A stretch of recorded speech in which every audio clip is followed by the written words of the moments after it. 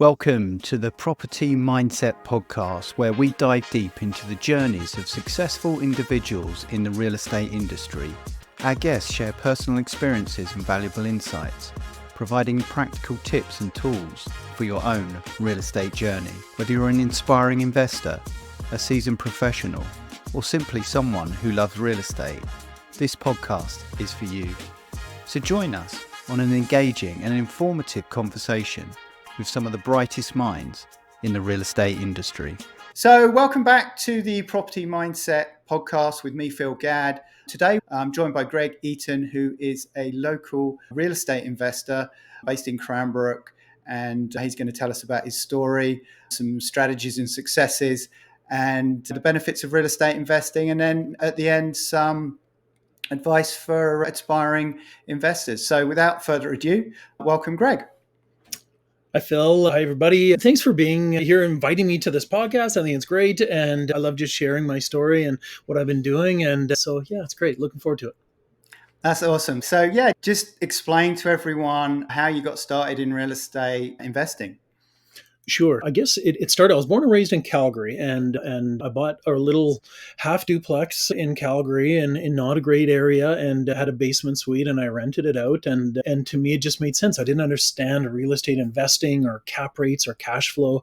What I understood is having somebody else pay my mortgage. That to me resonated. And so I did that at 24. And then about a year later, somebody approached me and said, "Hey, Greg, I got this other rental property I want to sell. Why don't you buy it?" And I said, "Well, you're not making much money. I just bought my first rental property and I don't know what I'm doing." But luckily the lending criteria at that time was a lot easier, and it wasn't that hard for me to get a mortgage, and I bought this other place. And so I had a couple rentals and just grinding away. And I started to fall in love with real estate investing and the dream of passive income and what it could mean for me. So the market went up a bit in Calgary, and I decided that I wanted to cash out and move to the mountains. And I wanted to live the Kootenai lifestyle. And so my criteria was I wanted to ski, bike, and buy houses. And so I didn't know which town that was going to be. And so I just traveled around to all the different communities. And at the end of the day, I settled on Cranbrook, more probably because the economic fundamentals for real estate investing, and maybe a little bit less about the biking and skiing. But I liked the economics of Cranbrook and started building a bit of a portfolio and made a bunch of mistakes. I didn't really know what the heck I was doing. And this was, so now we're getting into about 2008-ish. And as you may or may not recall, that was the financial crisis, the housing crisis that started in the States and affected us quite a bit up here in the Kootenays. And I had a couple properties that weren't really performing very well. They weren't really cash flowing, but I liked real estate. And I was like, boy, I need to start learning what the heck I'm doing if I want to actually do something with this. And so I started taking courses, listening to podcasts, reading books, and just understanding real estate investing. And took a bunch of courses at UBC. And through all that, I was like, I've got a new mindset now. I understand what a cap rate is and what cash flow is. And I sold the 6-plex. I actually still own the 3-plex to this day.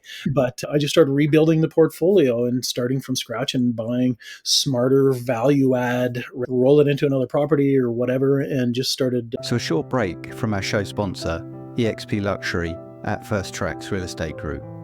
Imagine a real estate experience where your luxury property isn't just seen, but showcased, both locally and globally. eXp Luxury is about more than transactions. It's about transforming how high-end properties reach the market.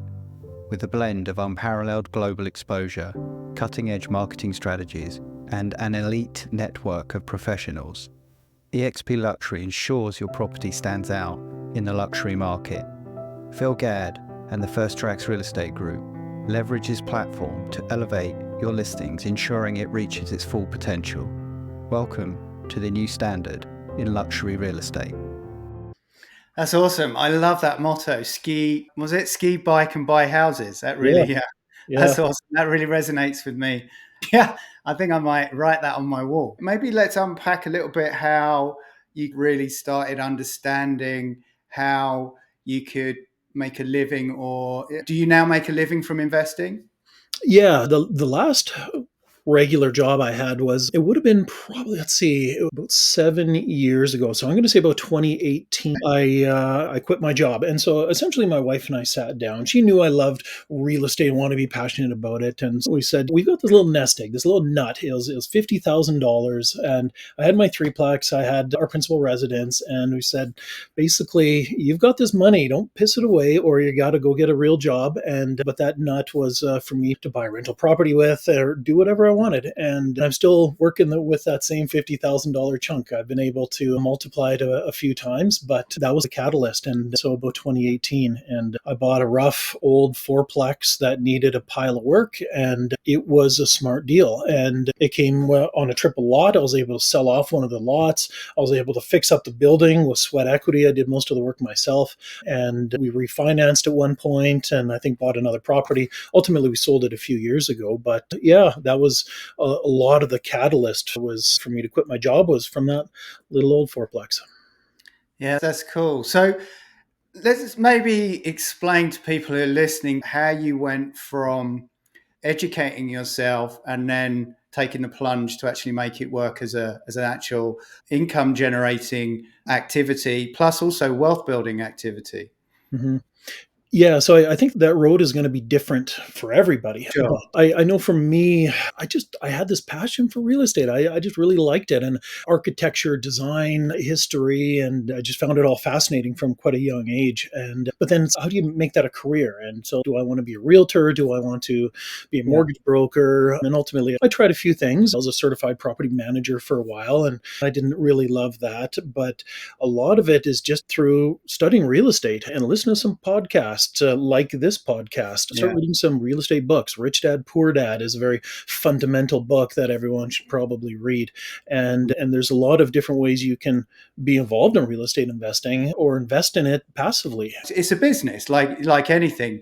But what would you say would be the highlights for you to actually really just get those wheels moving of the business and actually turning it into something that's profitable?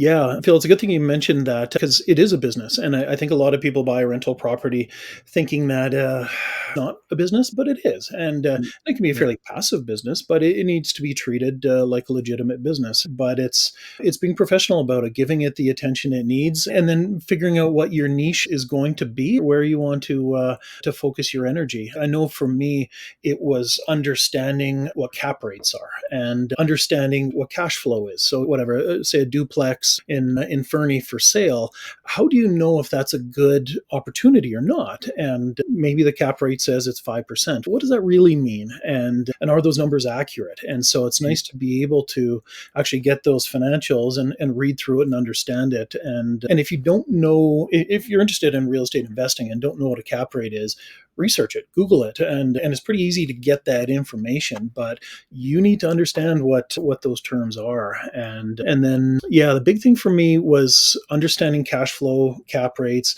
and also value add and Mm. buying properties that are distressed, that are a little bit rougher. You get a little bit of a discount, and then you force that appreciation, and then you can either refinance or do some other things with it. That's one of the great things about real estate.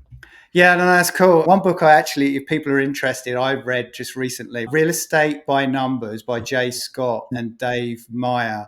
I highly recommend that book. It starts off from the basic and it goes all the way through to some more complex scenarios when you're looking to try and ascertain whether the property you're looking at is going to be a good investment or not. Yeah, yeah, and you can certainly go down some pretty deep rabbit holes with some of this stuff. And I think there's often a misconception that a 5% cap rate means your return on investment is going to be 5%. Yeah. That's not true. Your actual return on investment could be 0%, but typically your actual return on investment is going to be a lot higher than 5%.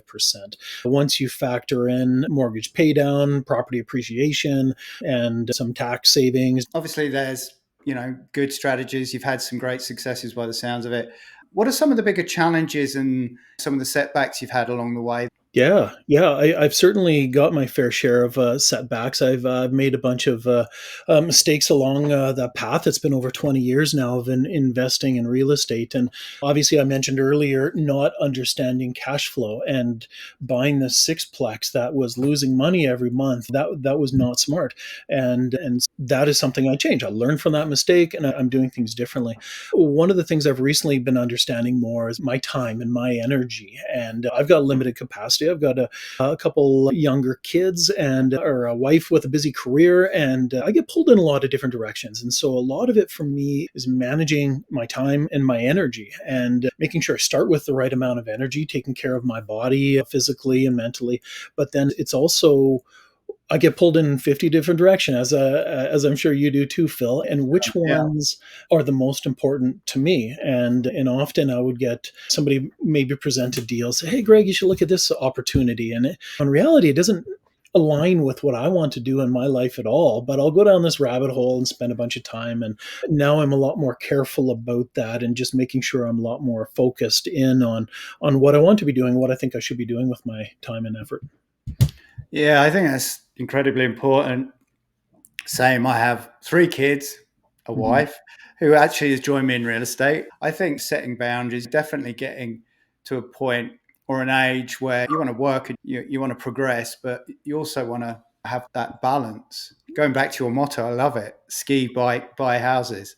Yeah, everyone should do more of that for sure. Yeah, that was a good motto, and actually my motto now has shifted. That's why I came to Cranbrook. Now it's owning and managing properties in a way that balances profitability with positive community impact. And that's my new motto now, where it's, yeah, of course I want to make a living, I want to make some money, but I also want to have an impact, and I want to do the right thing. And real estate there's a way where we can really make a difference. We're housing providers, and that's what I do. And we want to make sure we're providing safe places for people and obviously make a living at it too.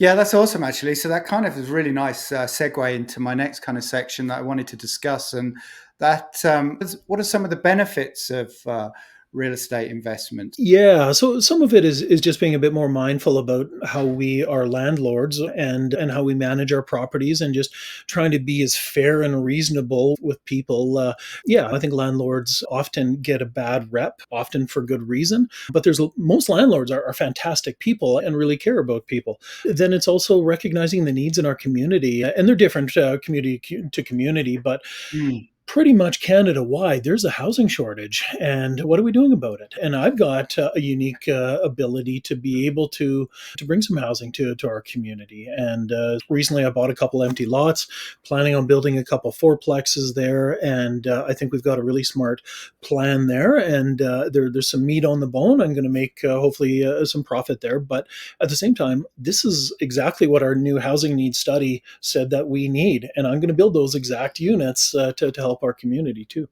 Question then, obviously, real estate investing can definitely positively impact our local communities. How has it impacted your personal and professional growth over the last 20 years?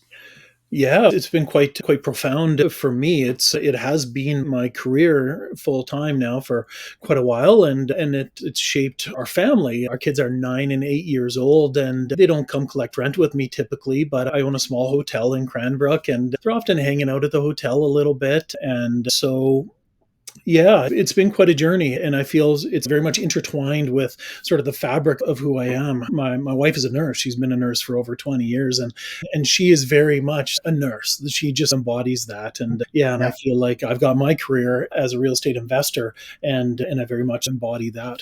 Yeah, what would you say, Greg, would be advice to listeners who are considering getting in to start in real estate investing?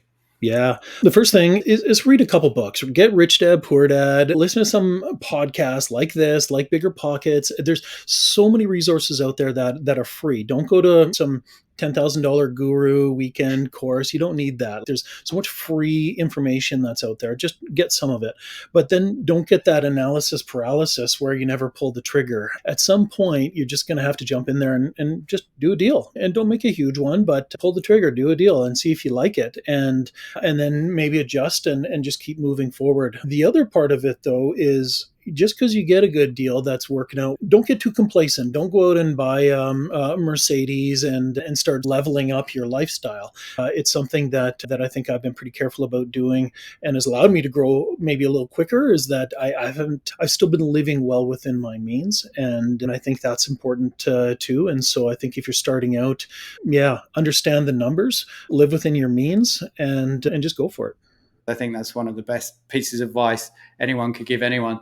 Awesome. So, a couple of pitfalls, like the biggest things to avoid. You mentioned one of them there, but is there anything specifically you would recommend that people don't do if they're trying to get into real estate investing? I think it's good to understand yourself and what your skill set is. And certain properties are going to be more work than others. And if you're, say, investing remotely, or you've already got a busy life, maybe like buying a house and renting it to college students by the bedroom, that's a pain in the butt. And I did that for a while, and that's a labor intensive project. Even short-term rentals, the returns can be quite lucrative, but if you're managing those yourself, that's a pain in the butt. And so just, I think starting with what your skills are and what you're good at is a good place to go. Fantastic. And I think I'd love to have you back where we could unpack numerous topics that we spoke about in much more depth. Like I say, really appreciate your time, Greg. Good luck with everything. And hopefully we'll see you soon back here on the Property Mindset podcast. Great. Thank you very much, Phil. It's great to be here. Look forward to maybe coming back someday.